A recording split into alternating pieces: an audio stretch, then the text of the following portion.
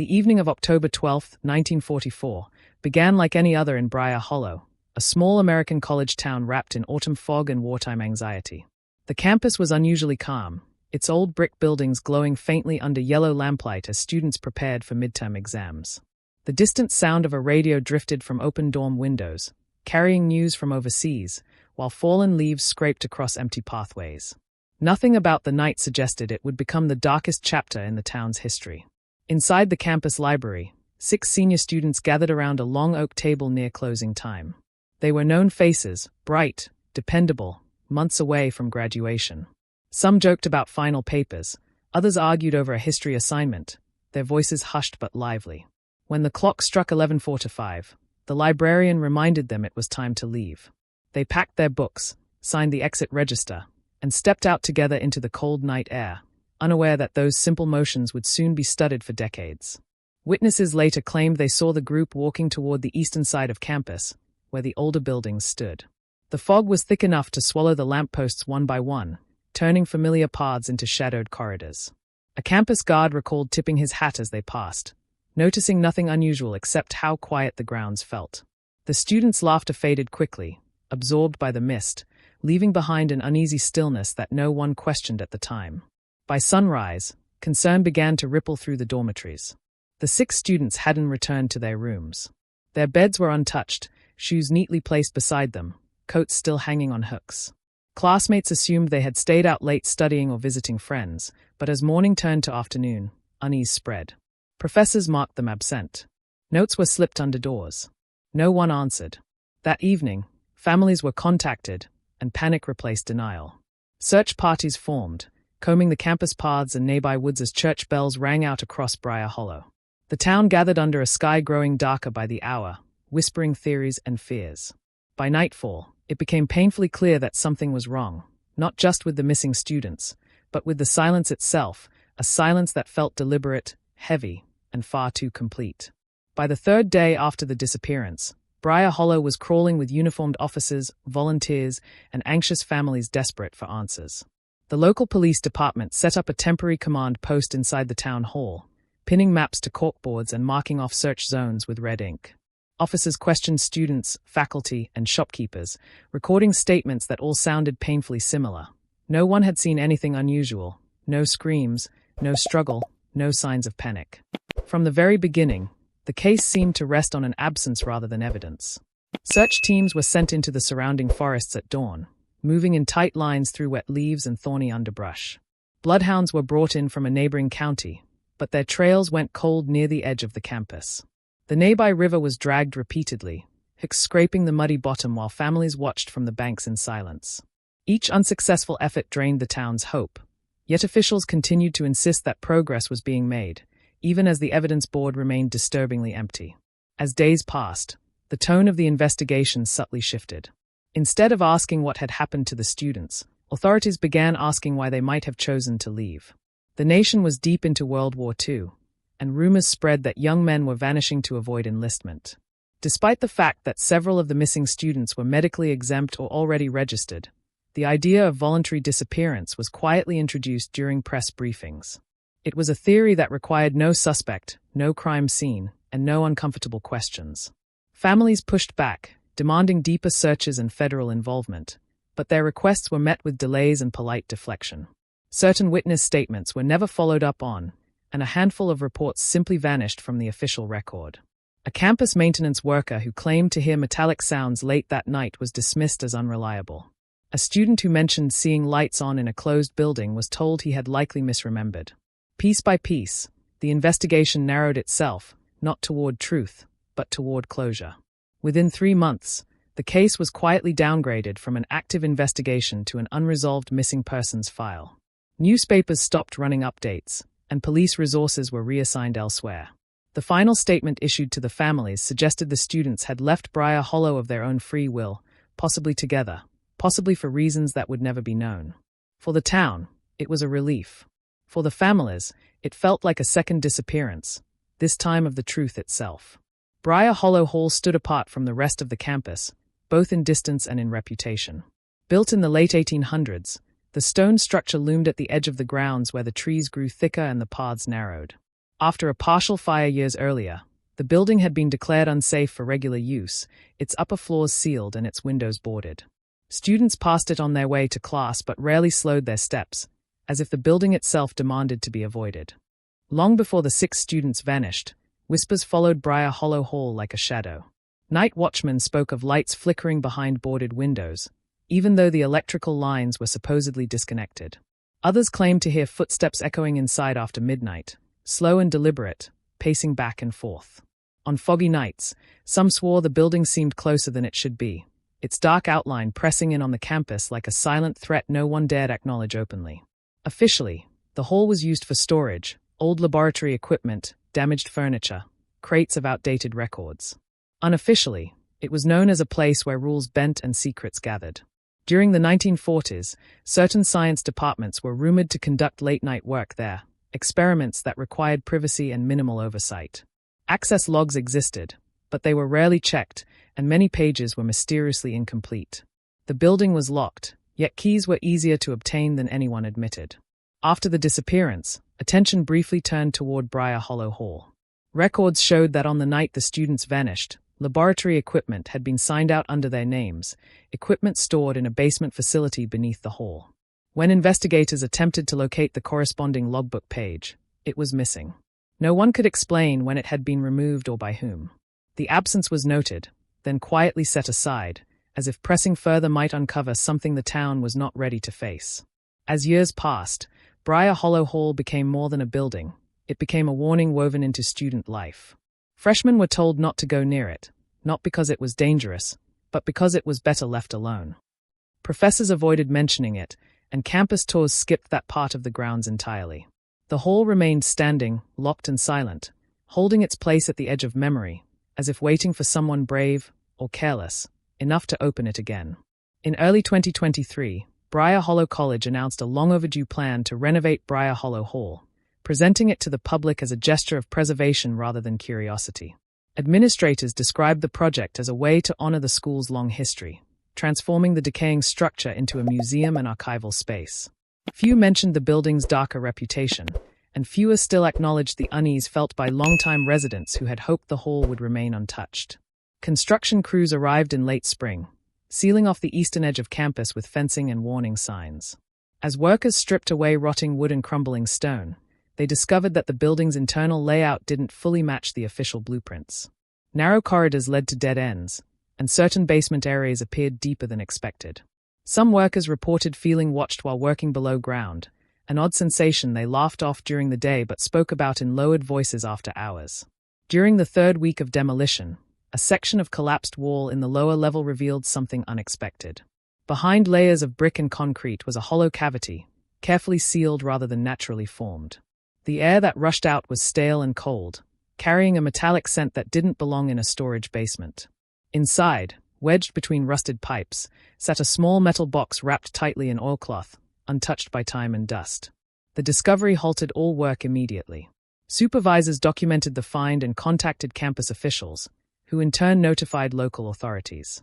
When the box was carefully removed and opened, its contents stunned everyone present. Inside were personal belongings, student identification cards dated 1944, a cracked pair of glasses, a wristwatch frozen at the same time on every face. Each item felt deliberate, as if placed there to be found someday. News of the discovery spread quickly through Briar Hollow, stirring emotions the town had buried for decades. Families of the missing students were contacted, some hearing the names of their loved ones spoken aloud for the first time in years.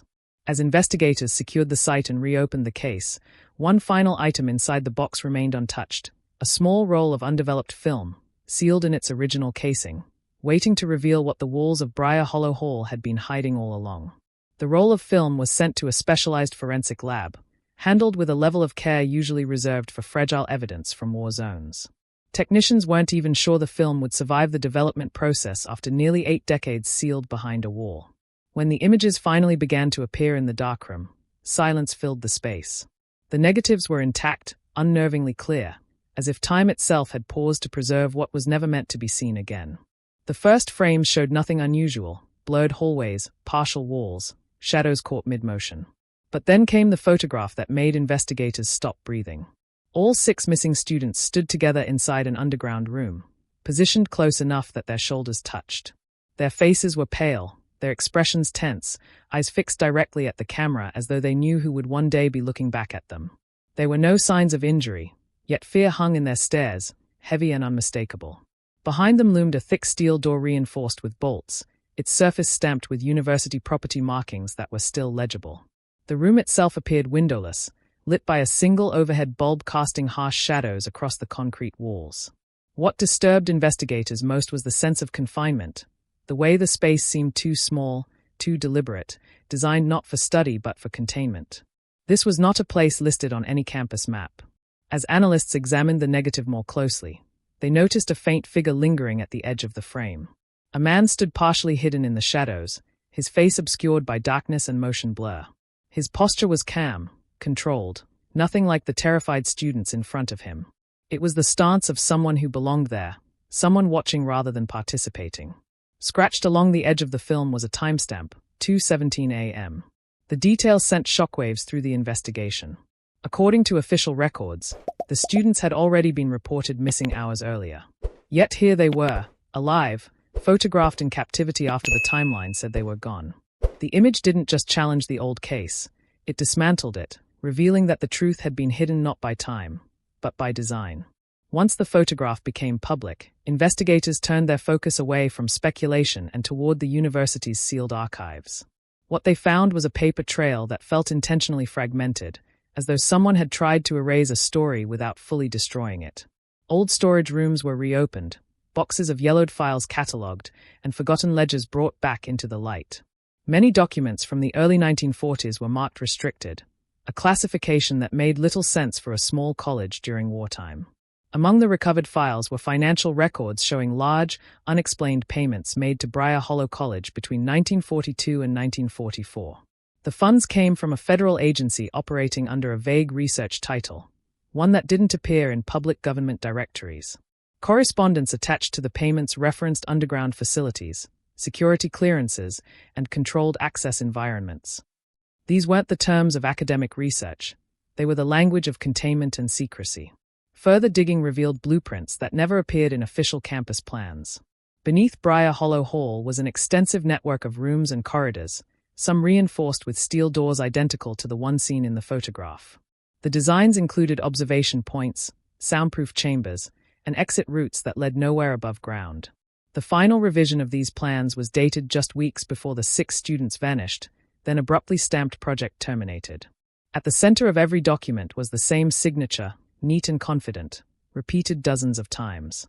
The name belonged to a man celebrated as one of Briar Hollow College's most influential figures, a founding administrator whose portrait still hung in the main administration building. For decades, students had walked past his image without knowing he had overseen more than scholarships and lecture halls. His role extended into approvals, authorizations, and closures that aligned perfectly with the disappearance timeline. When investigators cross-referenced his name with government archives, the connections became impossible to deny. He wasn't just cooperating with the research project, he was directing it locally. His authority allowed him to control access, suppress reports, and ultimately seal the underground facility without question. The revelation cast a long shadow over the institution, suggesting the truth hadn't been lost over time. It had been carefully signed away by someone the town trusted most. When the findings were finally released, Briar Hollow reacted with a mix of outrage and quiet terror. Candlelight vigils formed along the campus paths, photographs of the 6 students held by hands that trembled in the cold night air. Official statements poured in from college administrators and city officials, each one carefully worded, each one acknowledging responsibility without admitting intent. Yet beneath the public apologies, there was a growing sense that the truth had not finished revealing itself. Residents living closest to Briar Hollow Hall began reporting strange disturbances almost immediately. Porch lights flickered without explanation, power cut out for seconds at a time, and security cameras failed precisely between 2 o'clock and 2:30 a.m. Neighbors described hearing low, rhythmic knocking coming from underground, slow and deliberate, echoing through the earth. 6 knocks. Always 6. Engineers found no mechanical cause, and utility inspections turned up nothing unusual. On campus, students avoided the eastern grounds after sunset. Those who passed near the renovated building claimed their phones lost signal, screens freezing or shutting off entirely. A campus security guard reported seeing movement behind the museum's glass doors late one night, despite the building being locked and alarmed. When he checked the footage later, the video file was corrupted, reduced to static at the exact moment the movement appeared. The families of the 6 students pushed for further excavation beneath Briar Hollow Hall, convinced there was more to uncover. Officials denied the requests, citing safety concerns and structural instability. That refusal only fueled suspicion, especially when documents surfaced showing several tunnels had never been fully explored. The ground beneath the campus remained sealed, its secrets still protected by layers of concrete and silence. Even now, the case is officially labeled closed, its resolution framed as a historical tragedy finally brought to light. But in Briar Hollow, people lower their voices when they talk about it. They lock their doors earlier. And when the campus clock strikes 2:17 a.m., there are those who swear the air grows heavier, as if the past is still awake beneath their feet, waiting to be acknowledged. And so, the story of Briar Hollow ends not with peace, but with awareness. For 7 to 9 years, a town built its future on buried truths, believing silence could outlast memory. But walls don't forget, and neither does the ground beneath them. What happened to the 6 students in 1944 was not an accident, not a mystery lost to time. It was a choice made by people who believed power mattered more than lives. Tonight, Briar Hollow Hall stands restored on the surface, clean and well-lit, welcoming visitors who admire history without hearing its screams. Yet beneath that polished stone, something remains unsettled. 6 names. 6 voices. 6 lives that never walked back into the light. And maybe the reason this story still chills the town is because the truth didn't stay buried, it waited. So if you ever find yourself walking past an old building with locked doors and forgotten corridors, remember this. Some places aren't haunted by ghosts, they are haunted by what people chose to hide. And the scariest part of Briar Hollow isn't what was uncovered after 7 to 9 years. It's what might still be down there, waiting for the next wall to fall.